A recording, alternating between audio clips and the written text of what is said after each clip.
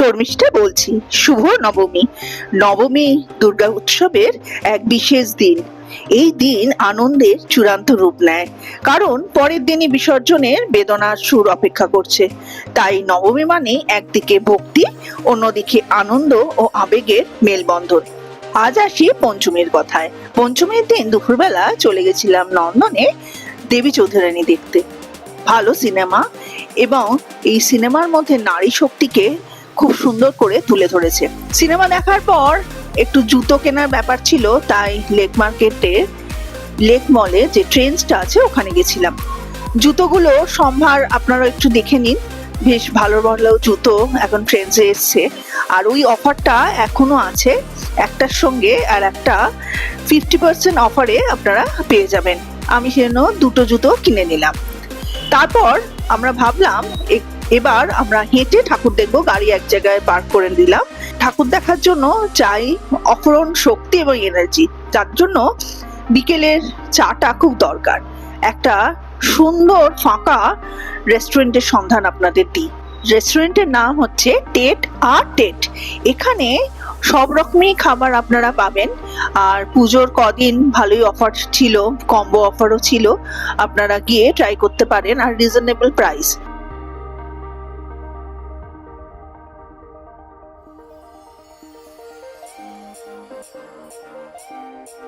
এক কাপ চা আমাদের খুব দরকার ছিল, তাই এক কাপ করে চা খেয়ে আমরা বেরিয়ে পড়লাম ঠাকুর দেখার উদ্দেশ্যে। লেক মার্কেটের কাছাকাছি যা ঠাকুর আছে আমরা হেঁটে হেঁটে দেখবো ঠিক করলাম। দেখুন, একটুখানি এই রেস্টুরেন্টটা ঘুরে আপনাদের দেখাই। বেশ পরিষ্কার পরিচ্ছন্ন। আর এই ভিড় ভাট্টার মধ্যে যদি খালি জায়গায় বসে একটু আরামে চা কফি খেতে চান বা রোল অন্য কিছু টুকটাক খেতে চান, তো এখানে আসতেই পারেন। চা খাওয়ার পর আমরা শুরু করলাম ঠাকুর দেখা। আশেপাশে যে ঠাকুরগুলো হয়েছে লেক মার্কেটে, চলুন আমরা একবার ঘুরে আসি। এক নজরে এই নতুন রেস্টুরেন্টটি একবার চোখ বুলিয়ে নিন। বেশ ভালো, পরিষ্কার পরিচ্ছন্ন, আর সবকিছুই আপনারা পাবেন।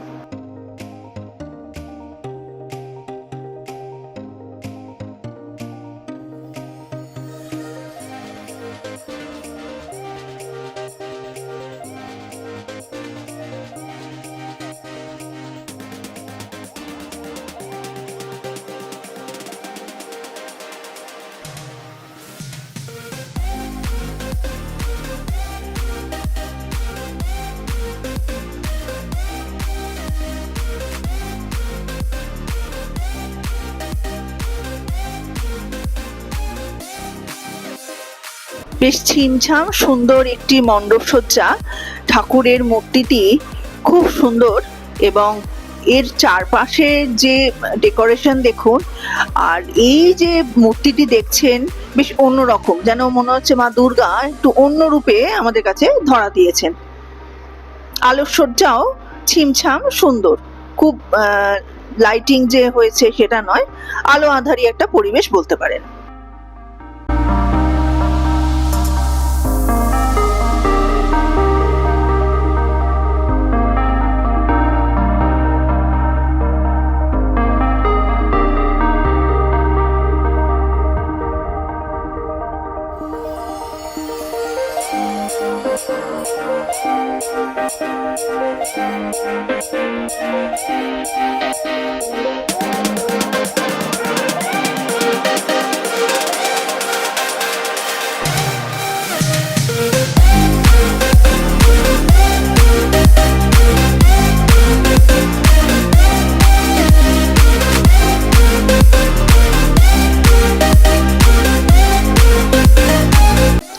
এই মূর্তিটি দেখে বাচ্চারা বেশ ভয়ই পাবে।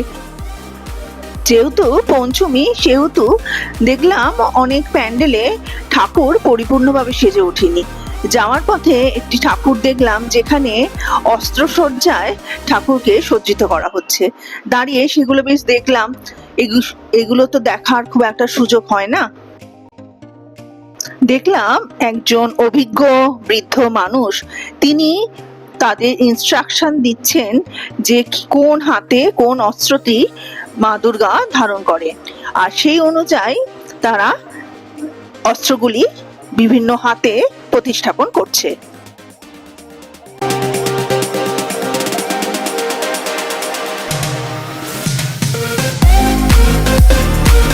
এরপর আমরা সোজা চলে গেলাম লেক ইউথ কর্নারে। এটি অবস্থিত মুদিয়ালি এবং শিব মন্দিরের ঠিক মাঝামাঝি, কিন্তু এটির প্রচার এমন কিছু হয় না বলে এই ঠাকুরটি দেখার ইচ্ছেও খুব একটা লোকে প্রকাশ করে না। কিন্তু যেহেতু শিব মন্দির থেকে মুদিয়ালি আসতে গেলে এই ঠাকুরটি পড়ে, বা মুদিয়ালি থেকে শিব মন্দিরে যেতে হলে এই ঠাকুরটি পড়ে, সেজন্য অনেকের চোখে এই ঠাকুরের লেক ইউথ কর্নারের ঠাকুরটি দেখতে পায়। কিন্তু প্রত্যেকবারে একটা নতুনত্বের ছোঁয়া এই ক্লাব নিয়ে আসে। এবারেও দেখুন এর ব্যতিক্রম হয়নি।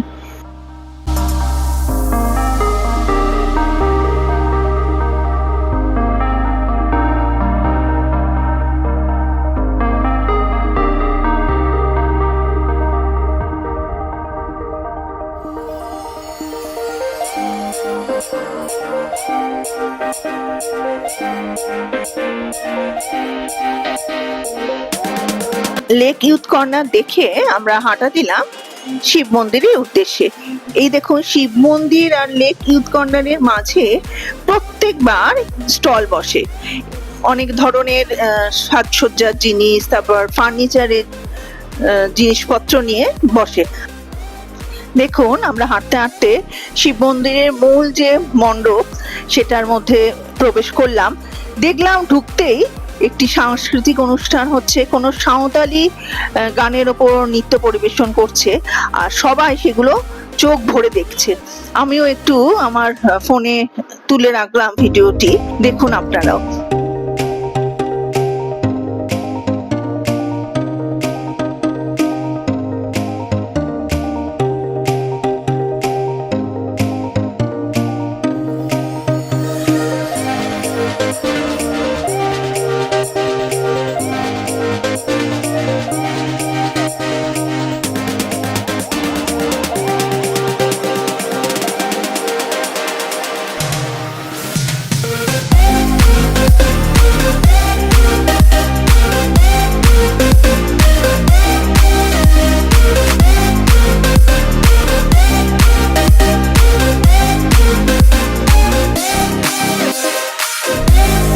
শিব মন্দিরে প্রবেশের পথে একটি স্টল চোখে পড়লো, যেটা আমার বেশ মন কাড়লো।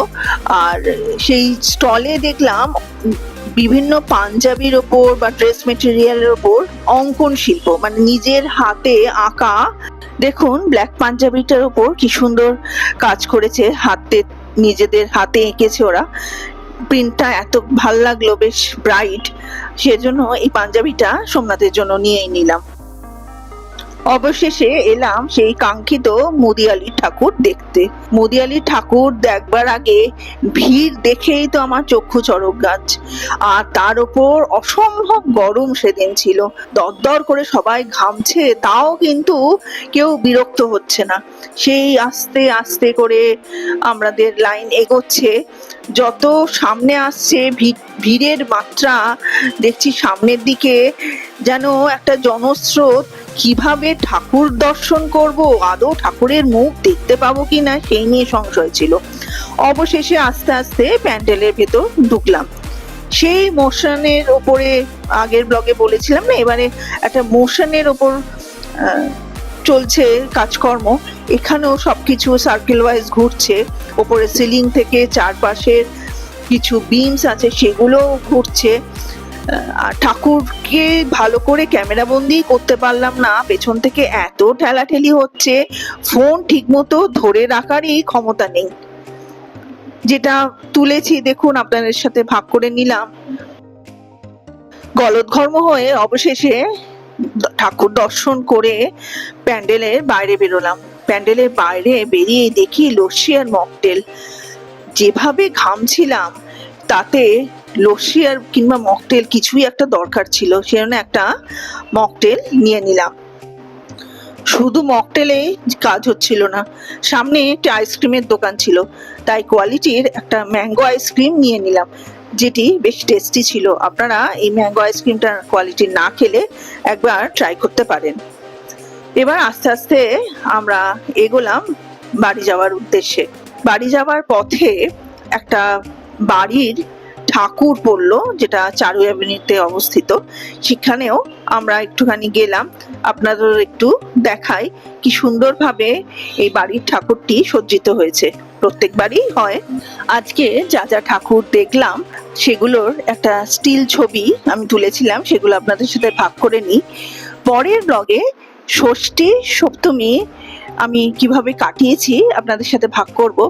একটু সাজুগুজুটা ষষ্ঠী সপ্তমীতে বেশি ছিল। ষষ্ঠী সপ্তমীতে নর্দান পার্কে কিভাবে ফাংশন হয়েছিল, ফুড কোর্টের আয়োজন কেমন ছিল, নানান খাবারের সম্ভার, লাইভ দুর্গা চক্রবেড়িয়া সবকিছুই নিয়ে আসছি। আজ তাহলে আসি, নমস্কার, ভালো থাকবেন।